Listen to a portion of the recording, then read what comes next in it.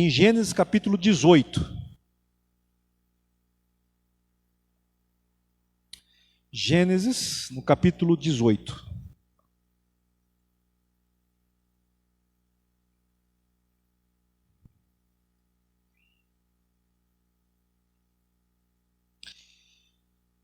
Vamos ler dois versos apenas, verso 18 e 19.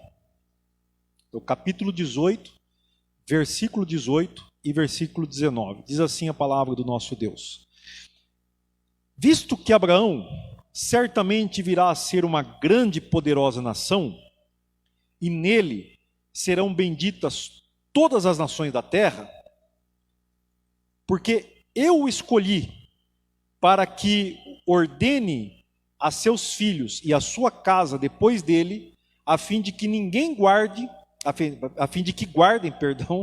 o caminho do Senhor e pratiquem a justiça e o juízo, para que o Senhor faça vir sobre Abraão o que tem falado a seu respeito. Vamos ler novamente, irmãos, porque eu deveria ter lido o versículo 17 também. O versículo 18 ficou um pouco sem sentido. Vamos voltar ao 17. Disse o Senhor: ocultarei a Abraão o que estou para fazer? Visto que Abraão certamente virá a ser uma grande e poderosa nação, e nele serão benditas todas as nações da terra? Porque eu o escolhi, para que ordene a seus filhos e a sua casa depois dele, a fim de que guardem o caminho do Senhor e pratiquem a justiça e o juízo, para que o Senhor faça vir sobre Abraão o que tem falado a seu respeito. Amém. Pai, obrigado pela tua palavra. Nesta noite pedimos a tua bênção sobre nós, sobre a tua igreja e cada família aqui e a tua família, que sejamos todos abençoados e dirigidos pelo Senhor nessa noite, que o teu Espírito nos encha e nos conduza. É o que nós oramos em nome do Senhor Jesus Cristo. Amém. Muito bem, irmãos. Eu considero a história de Abraão uma história fundamental para entender o plano de Deus. Muitas pessoas não entendem o plano de Deus, mas tem que começar a ler a Bíblia em Gênesis. E tem que ler a Bíblia, não basta assistir a novela, tá bom? Tem que ler a Bíblia mesmo e entender o que a Bíblia está falando. Porque aqui nesse texto é um dos textos chaves para a gente entender o que Deus vai fazer. E quem conhece a história sabe que nesse dia Abraão foi visitado pelo Senhor, e o Senhor então anunciou a Abraão que ele teria um filho, mas que não era Ismael, que ele teria um filho da esposa dele, Sara, e ela até não acreditou, porque ela, além de ser estéril, ela não podia ter filhos, ela já era idosa, e Abraão também já era idoso. Então nós sabemos que uma pessoa idosa, depois que passou por um certo período, o período de fertilidade, e também o homem, depois de um certo tempo, ele entra num período que ele não pode mais ter filhos. Então, eles já estavam os dois nesse período, e Deus falou: vocês vão ter um filho. E a Sara achou engraçado e riu. Por isso o nome do menino vai ser Isaac, porque a Sara riu. E naquele dia também, Deus queria falar com Abraão a respeito de Sodoma, porque ele iria destruir a cidade de Sodoma. E foi o que aconteceu. Então, nesse ponto da história que nós lemos, o Senhor está falando com ele mesmo. Por isso que o Senhor e aqueles dois anjos também podem ser uma representação da Trindade. Porque Deus é Pai, Filho e Espírito Santo. Então ele fala com ele mesmo. Ele diz assim: ocultarei a Abraão o que estou para fazer, visto que Abraão será uma grande e poderosa nação, e através dele as nações da terra, todas as nações serão abençoadas. Então, o povo de Sodoma e Gomorra estavam vivendo no pecado, e o pecado terrível. Então Deus estava pensando em destruir Sodoma, mas ele queria conversar esse assunto com Abraão. E nesse ponto, então, Deus, ele fala, porque Abraão eu escolhi. Então Abraão foi um homem escolhido por Deus. Mas para quê? Para que ele ensine, ordene aos seus filhos e à sua casa, que guardem o meu caminho, o caminho do Senhor, e pratiquem a justiça e o juízo. Então, irmãos, olha que interessante. No plano de Deus estava um homem e seus filhos, e logicamente a sua esposa, porque ela daria à luz um filho chamado de Isaac, e a partir deles ia sair uma família e uma casa que seria diferente das outras, seria diferente de Sodoma e Gomorra, onde estava reinando o pecado. Na casa desse homem reinaria a justiça e a retidão. Na casa de Abraão, eles iriam andar no caminho do Senhor, eles iriam guardar o caminho do Senhor. Então eles seriam ao mesmo tempo fiéis e ao mesmo tempo guardiões desse caminho. Eu quero dizer, não fazendo uma referência com a palavra guardião, mas eles seriam testemunhas, eles seriam os propagadores, porque eles iriam através do caminho do Senhor abençoar as outras nações. Amém? Então aqui está o plano de Deus. Então quando você quiser saber assim, por que Deus escolheu Abraão? Deus escolheu Abraão para que a família dele praticasse a justiça e o juízo, para que através deles todas as nações da terra fossem abençoadas. Ponto final. Então Deus não escolheu Israel para abençoar somente Israel. Deus escolheu Israel para abençoar todas as outras nações. Qual que é o objetivo de Deus então? É abençoar vidas. Por isso eu posso afirmar, Deus te ama e quer abençoar a sua vida. Através dessa bênção, nós estamos aqui hoje, eu e você. Agora, da mesma maneira, se você quer um sentido para a sua vida, você tem que pensar que a sua família também é um lugar da manifestação da graça de Deus. Qual que é, então, a obrigação de todo pai e de toda mãe cristã? Segundo esse versículo. Ensinar os seus filhos, ou ordenar aos seus filhos, que pratiquem a justiça e o juízo, e que guardem o caminho do Senhor. Amém? Que bênção! Então, é isso que Deus queria fazer. Então nós podemos afirmar também que a igreja, já que nós estamos diante da mesa do Senhor hoje, é uma comunidade cuidadora, assim como a família. Porque Deus nos escolheu para abençoar os outros. Porque Deus podia ter falado para Abraão, Abraão, eu vou abençoar você e a sua família. E isso, os deuses cananeus, os falsos deuses que havia naquela terra, onde Abraão estava peregrinando, todos eles prometiam isso, abençoar a sua família, abençoar a sua casa. Mas o Deus de Abraão, o Deus Yahvé, ele disse, não, eu não vou abençoar só a sua família, eu vou usar a sua família para abençoar todas as famílias da terra. Essa é a grandeza do nosso Deus. Ele é grande. Ele não quer abençoar só a sua família. Então, a sua família, quando ela é abençoada por Deus, ela se torna uma família missionária, abençoadora. A bênção não acabou, não para em você, mas ela flui em você. Então esse é o sentido.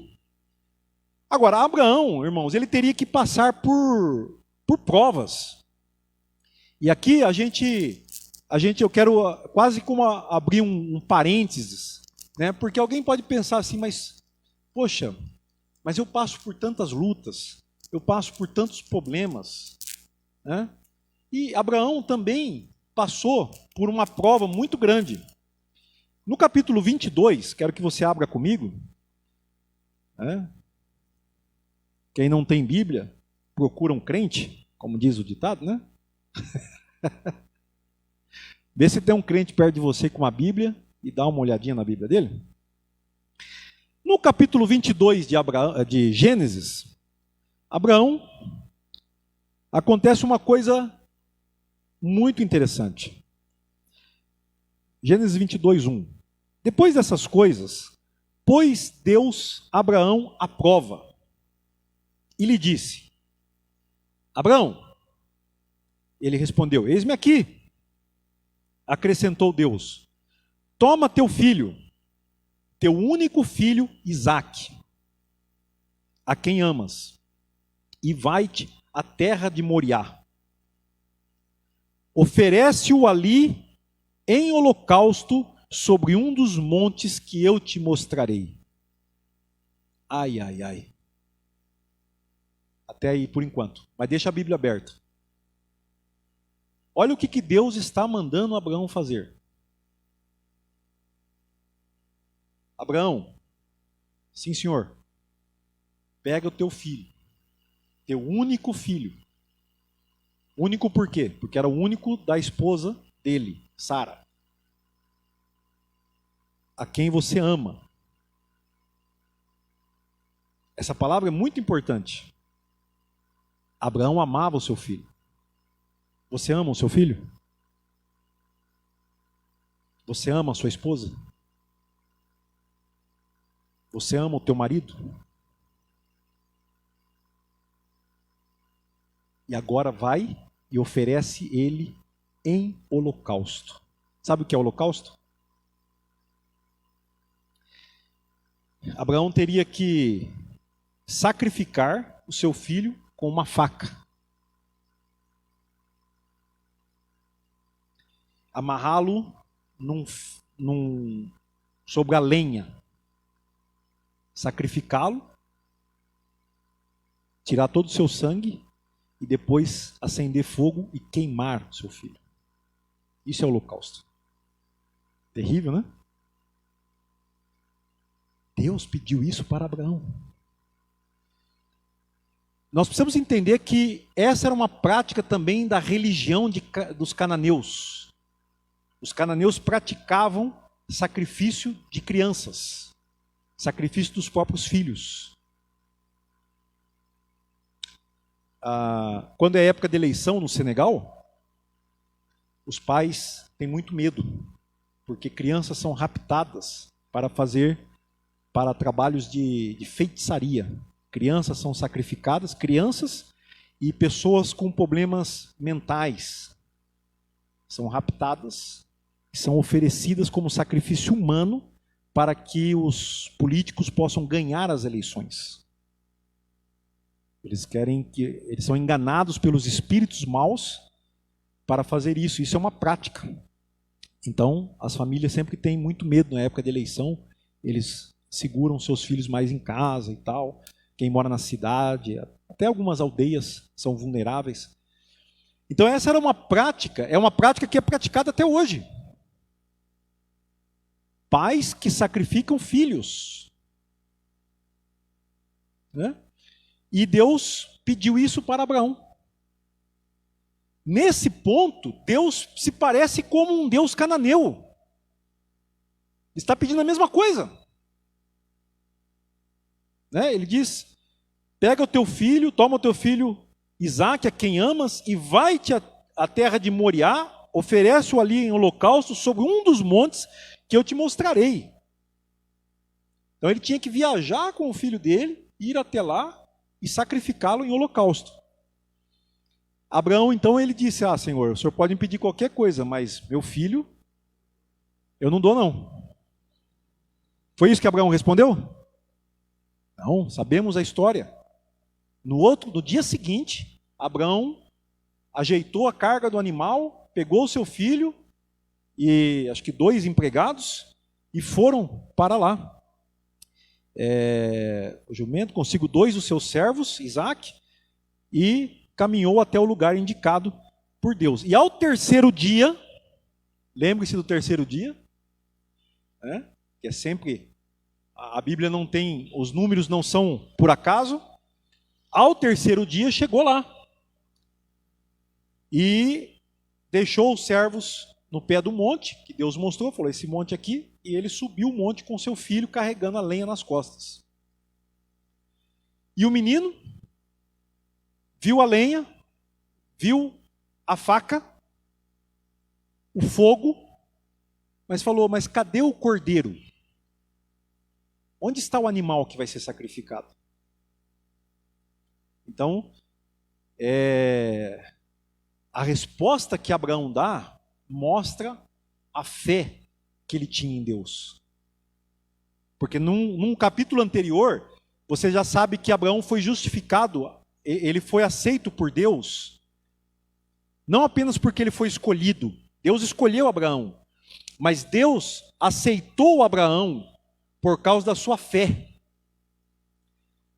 Abraão creu em Deus, e isso foi recebido por Deus como um ato de justiça. Ele foi aceito como alguém justo. Então Abraão disse para o menino, o Senhor proverá para si o cordeiro. E olha a fé que Abraão tinha. Lá em Hebreus, a Bíblia nos revela que quando Abraão deu essa resposta e ele obedeceu a Deus, ele acreditava que Deus era poderoso para ressuscitar o seu filho, depois de morto. Então, em sentido figurado, foi isso que aconteceu. Ele recebeu o seu filho da ressurreição. E isso prefigurava a ressurreição de Jesus Cristo. Ele creu em Deus. Tamanha era a fé de Abraão. Agora, irmãos, trazendo isso para a nossa vida, o que é que você mais ama? É a sua família? Muitas vezes, você precisa dar a Deus prova de que você ama Ele mais do que a sua própria família.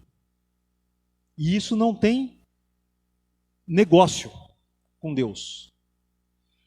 Porque Deus, Ele não é como os deuses cananeus. Tanto é que Deus não permitiu que Abraão matasse o seu filho, mas Deus se comprometeu ainda mais. Quando ele viu que Abraão era obediente, ele falou, agora Abraão, eu juro por mim mesmo,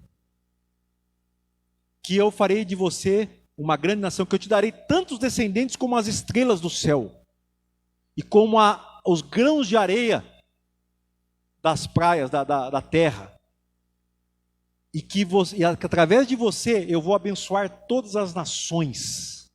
Farei de você muitas nações e abençoarei todas as nações da terra. Eu juro.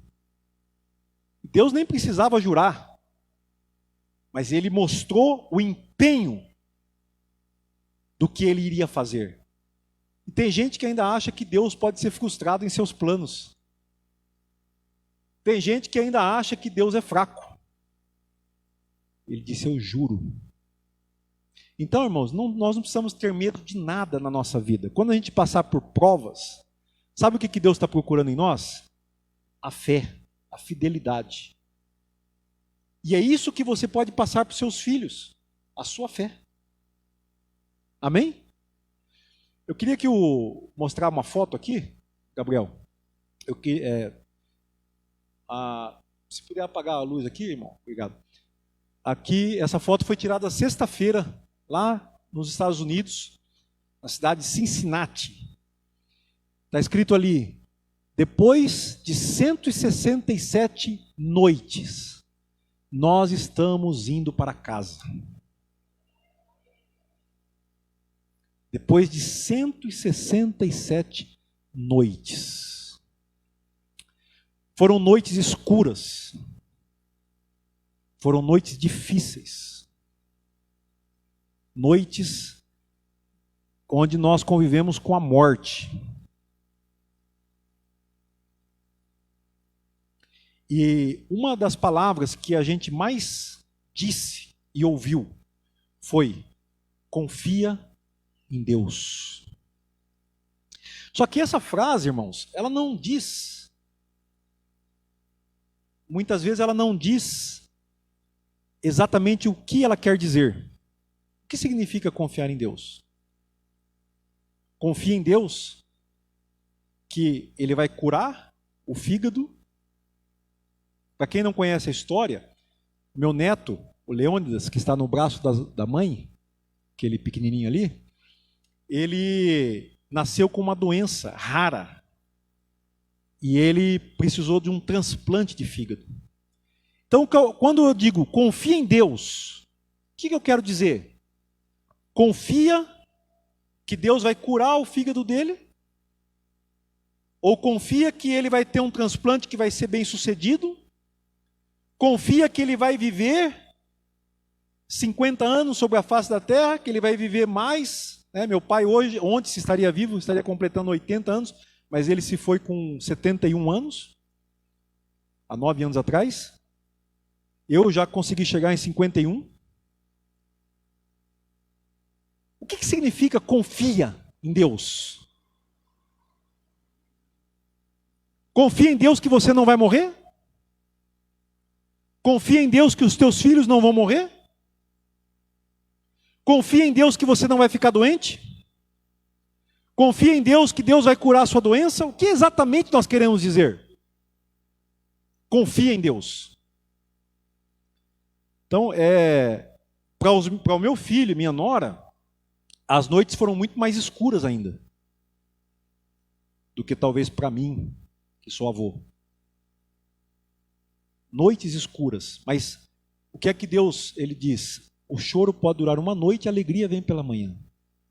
Ainda que eu ande pelo vale da sombra da morte, não temerei mal algum, porque Tu estás comigo. A Tua vara e o Teu cajado me consolam, porque Tu és o meu pastor. E para eles, irmão, foi muito difícil, porque o testemunho que eles dão hoje é o seguinte: cada vez que o médico vinha e dizia, olha, nós estamos suspeitando de algo ruim, mas é muito raro, talvez não seja isso. Aí depois vinha e dizia, é exatamente isso. Então sempre era o pior, sempre a pior notícia é que se confirmava nessa trajetória. Então, o que acontece com uma pessoa quando ela passa por uma situação assim? Pode acontecer duas coisas. Ou ela perde a fé, definitivamente, ou ela é mais fortalecida ainda em Deus.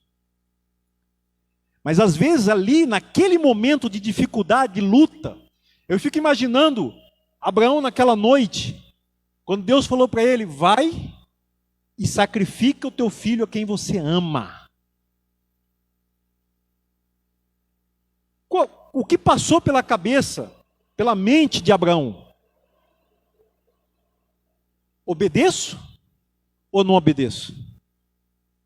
Mas e as promessas que Deus me fez? Deus prometeu, fez promessas na vida de Isaac. E agora? Então, a luta, a prova nos leva a uma luta. E às vezes, naquele momento difícil da sua luta, da sua prova, você pode até questionar a Deus. Quando você lê os Salmos, você vai ver que muitos Salmos são de lamentações. Muitos Salmos perguntam, onde está o Senhor? Quando eu passei a luta, os meus pés quase escorregaram. Eu olhei e não vi saída. Eu quase perdi a fé. Muitos salmos vão nesse sentido. Mas sempre, no final, o salmista reencontra, ele é reorientado por Deus. Então, mesmo que às vezes naquele momento de luta você tenha tomado uma decisão errada, mas Deus traz você novamente à sua presença. Deus cuida de você. O profeta Elias, quando ele estava passando por esse problema, por essa prova, ele falou para Deus: eu quero morrer. Isso é um quadro de depressão. Quero morrer. Deus falou: vai para um monte que eu vou falar com você. E Deus então deu para Elias, deixou ele dormir, deu comida para ele. Ele comeu, ele descansou. Ele queria morrer porque a rainha Jezabel queria matá-lo. Então Deus cuidou dele. Quando você está no meio da luta, Deus não vai apontar o dedo para você e falar: você é um pecador.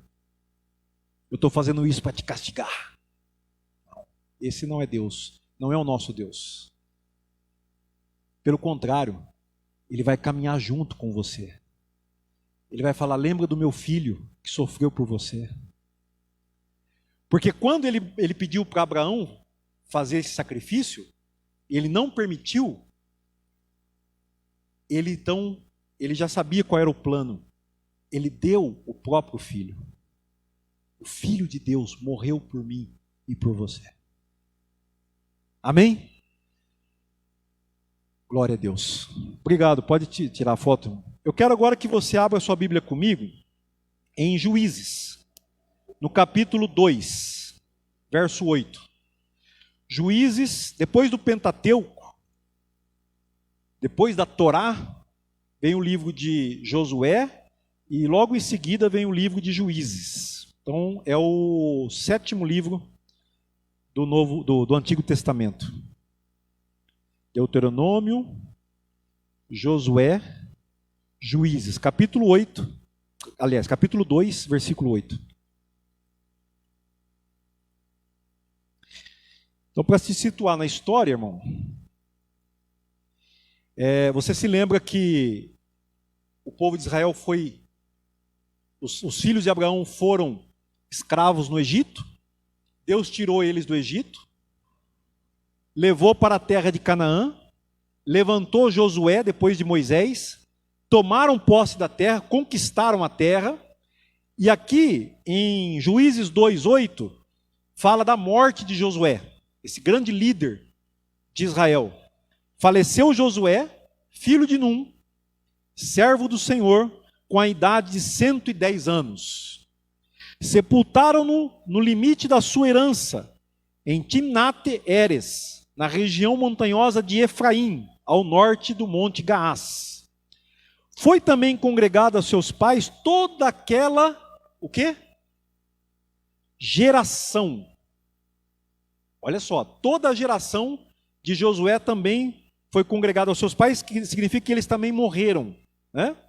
Porque a nossa geração vai morrer. Amém, irmãos? Se Jesus não voltar. E aí vai vir uma nova geração. E ainda no verso 10, e outra geração após eles se levantou. Que bom, né? Uma geração de jovens crentes em Jesus Cristo. Infelizmente não era. Versículo 10 ainda, que não conhecia o Senhor, nem tampouco as obras que fizera a Israel. Então, fizeram os filhos de Israel o que era mal perante o Senhor, pois serviram aos Baalins. Deixaram o Senhor, Deus de seus pais, que os tirara da terra do Egito, e foram-se após outros deuses, dentre os deuses das gentes que havia ao redor deles, e os adoraram e provocaram o Senhor a ira, porquanto deixaram o Senhor e serviram a Baal e a Astarote. E aqui, irmãos, esses deuses, Baal e Astarote, esses sim, pediam sacrifício de crianças. O que Deus nunca pediu. Nosso Deus. Ele pôs Abraão à prova, mas Deus nunca pediu que nós sacrificássemos nossos filhos. Pelo contrário, Ele disse que nós ensinemos os nossos filhos a guardar o caminho do Senhor, que significa obedecer o caminho do Senhor, e praticar a justiça e o juízo, para que a gente possa ser bênção na vida dos outros. Mas agora, o que é que essa geração de Josué não conseguiu passar e ensinar a outra geração? Houve uma ruptura. Entenderam? E na lei de Deus, nós não lemos aqui, mas Moisés, quando ele fala em Deuteronômio capítulo 6, ele dá uma ênfase. Ele diz assim: ensina os teus filhos, inculca neles a lei do teu Deus, ensina eles a obedecer, conte para eles as histórias de Deus, conte para eles a respeito de como Deus amou vocês, como Deus livrou, como Deus te libertou, como Deus foi bom com vocês. Está lá em Deuteronômio capítulo 6. Então, existe um outro mandamento na Bíblia, irmãos, tão simples, mas tão difícil de obedecer. Sabe qual é? Descansa.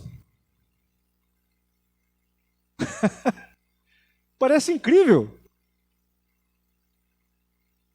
Olha o mandamento. Isso aqui não é, Deus não está falando assim: meu filho, se você quiser, descansa. Não. É mandamento. Descansa. Quem tem obedecido esse mandamento?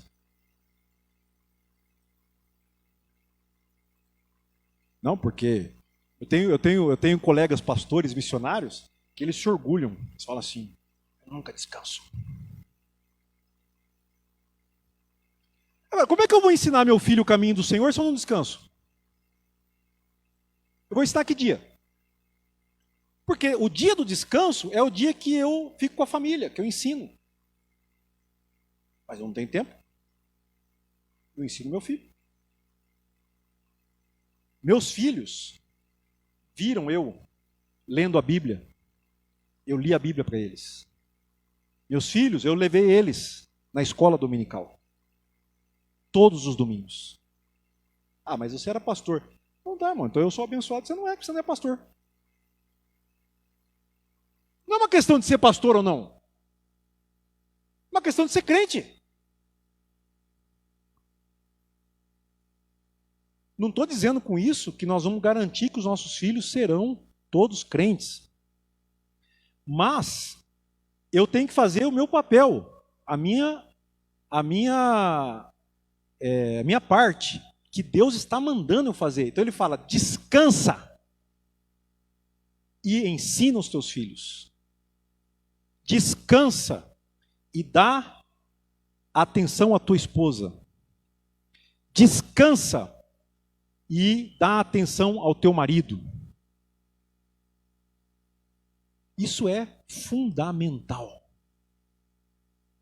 para que as nossas famílias sejam alcançadas pela bênção do Senhor e sejam famílias abençoadoras. Amém?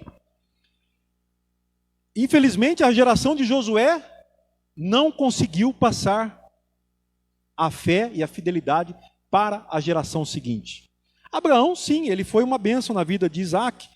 O Jacó deu um pouco de trabalho, mas as coisas vão acontecendo assim. Nós queremos a bênção de Deus para os nossos filhos e que as nossas famílias sejam uma bênção. Caminhando um pouquinho mais, irmãos, para a gente... não dá para a gente também ler a Bíblia inteira aqui. O pessoal gosta de falar: o pastor Celso ele prega de Gênesis a Apocalipse. Prego mesmo. Mateus capítulo 10, abre lá comigo. Hoje eu estou mandando vocês ler a Bíblia, porque se eu falar tudo de cabeça aqui, depois você fala assim: eu não sei se estava escrito isso mesmo, ou se o pastor inventou. Então, abre a Bíblia e vê aí. Porque tem umas coisas que tem gente que não acredita que está na Bíblia, né? Capítulo 10, versículo 34, de Mateus. Deixa eu ver se é isso mesmo. Se eu não errei aqui. É isso mesmo. Então, muita gente fala assim: Jesus veio trazer paz. Mas aqui fala assim, Mateus 10, 34. Não penseis que vim trazer paz à terra. Não vim trazer paz, mas espada. Pois vim causar divisão entre o homem e seu pai, entre a filha e sua mãe, entre a nora e sua sogra. Assim os inimigos do homem serão os da sua própria casa. Até o 39 nós vamos ler, tá? Verso 37. Quem ama seu pai ou a sua mãe mais do que a mim, não é digno de mim. Quem ama seu filho ou a sua filha mais do que a mim, não é digno de mim. E quem não toma a sua cruz e vem após mim, não é digno de mim. Quem acha a sua vida, perdê-la-á. Quem todavia perde a vida por minha causa, achá-la. Então veja, irmãos, isso aqui também tem a ver com a experiência de Abraão. Por que que eu não posso amar minha família mais do que a Deus? Porque eu tenho que dar o exemplo. Eu quero que os meus filhos, se eu quero deixar alguma coisa de bom para eles e de válido, é que eles aprendam a conhecer o Senhor. O que é que falou da geração que se desviou do Senhor e foi adorar os Baalins? E depois acabou sacrificando os seus próprios filhos e fazendo um monte de coisa errada, e que acendeu a ira do Senhor contra eles, lá em Josué? Porque eles não conheciam o Senhor. Então o que é que eu preciso ensinar os meus filhos? Que eles conheçam o Senhor. E para eles conhecer o Senhor, eu tenho que dar o exemplo para eles de que eu amo a Deus mais do que eles. Mais do que o meu pai. Mais do que a minha mãe. É isso, Jesus foi claro aqui.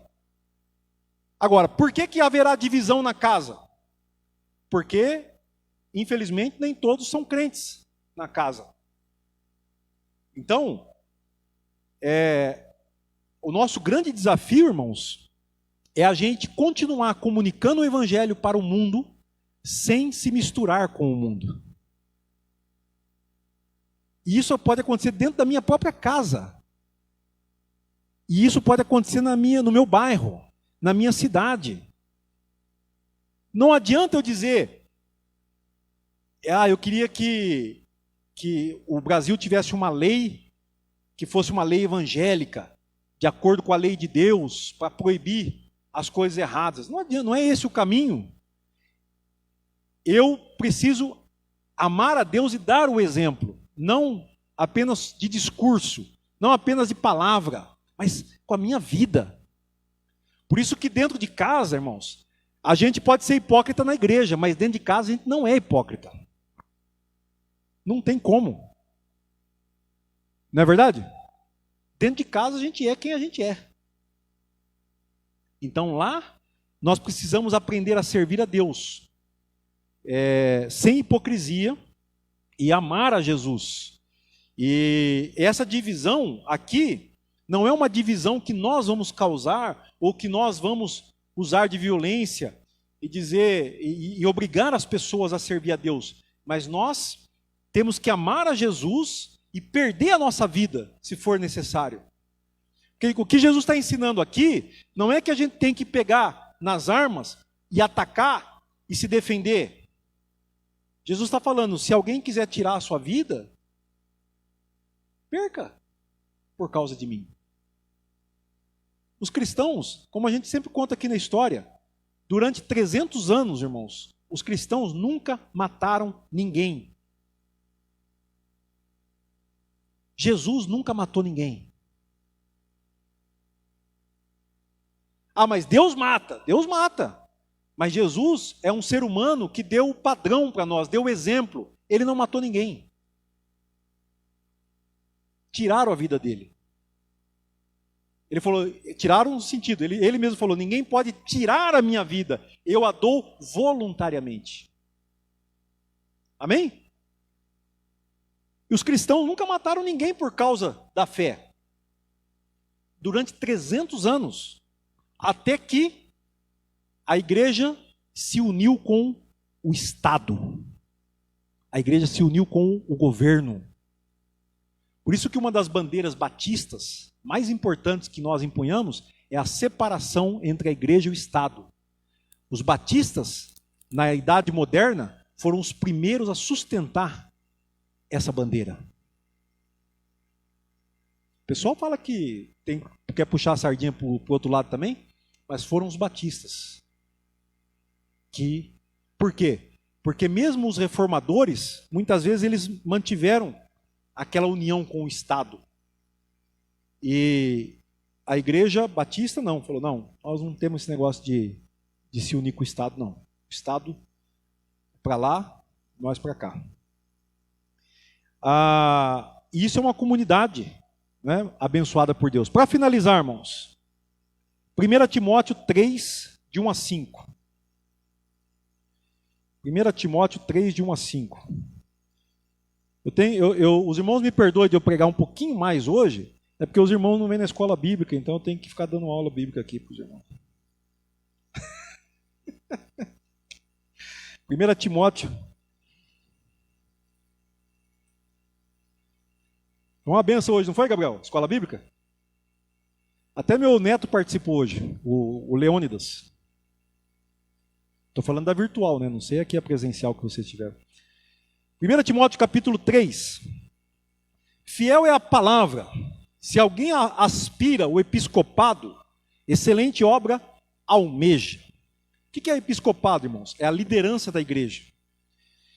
É necessário, portanto, que o bispo seja irrepreensível, esposo de uma só mulher, temperante, sóbrio, modesto, hospitaleiro, apto a ensinar.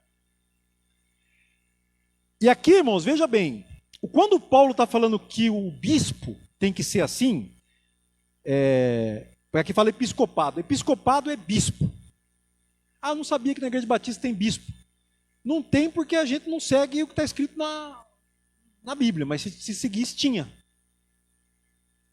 Mas isso aqui não é hierarquia. Porque você fala assim, o bispo, ele é aquele que está acima dos pastores. Porque é isso que a igreja católica ensinou. Mas não tem nada a ver.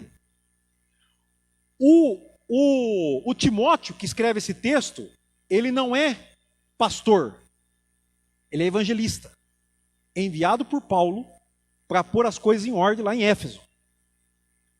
Quem governa a igreja de Éfeso são os episcopos, ou os bispos. São eles que governam a igreja. Então, o que o Paulo está falando para Timóteo? Ele não está falando que só o bispo é que tem que ser assim. Ele está falando que esse é o padrão de Deus para todos nós. Mas se é o padrão, aqueles que são líderes devem ser os primeiros a dar exemplo. É isso. E nós lemos até o versículo 2. Né? E nesse versículo 2, ele está falando, por exemplo, que o bispo deve ser irrepreensível e esposo de uma só mulher. Então, por exemplo, a família cristã, o homem pode ter 2 mulheres? Não pode. Os irmãos estranham falar isso, né? É porque lá no Senegal, então o pessoal vinha e falava assim para mim, Demba, quantas mulheres você tem? Eu falava, uma, ué? Por que você tem só uma, com esse barrigão aí? Porque eles falavam assim, barrigão, porque eu sou rico. Quem tem barriga no Senegal é rico. Esse barrigão aí, você tem só uma mulher. Eu falo, mas é porque eu sigo o exemplo do Adão. O Adão só teve Eva. É mesmo, né? Porque eles sabem que Adão é profeta. Eles consideram Adão como um profeta. Eu falo, e Jesus, ele disse que nós devemos seguir o padrão de Adão. Então é por isso que nós que somos seguidores de Jesus, nós só temos uma mulher. Aí as mulheres, enquanto os homens estavam conversando comigo, as mulheres falando com a Andréia lá do outro lado. Ô, Maimuna, você é egoísta, hein?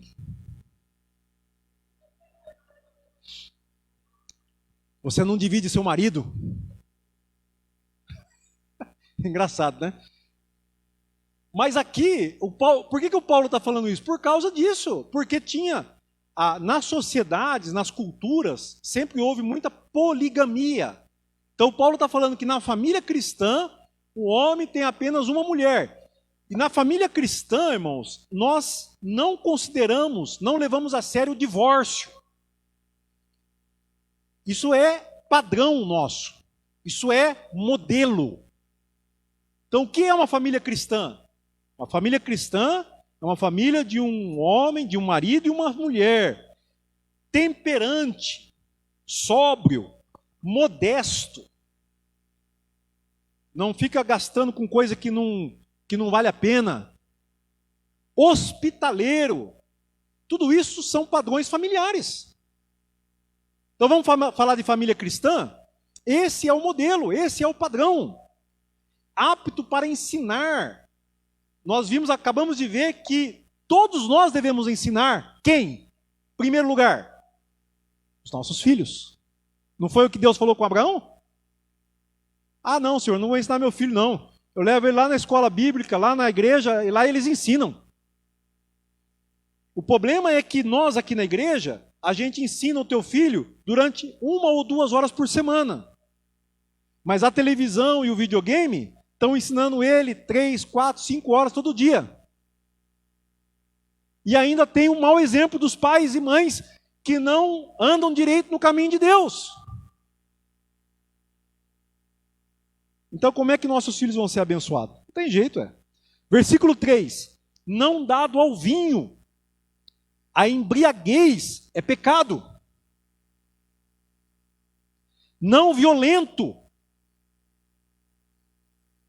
Não violento. Não é para encher a criança de pancada. Ou encher a mulher de pancada. Tem muito. Hoje, infelizmente, ainda hoje, irmãos. E não é só no Brasil, é na Europa. Na Europa, os maridos batem nas mulheres. Tem muito caso de mulher que apanha do marido. Por isso é que fizeram a lei Maria da Penha. Mas o cristão não precisa dessa lei, porque o cristão não bate na mulher. Amém?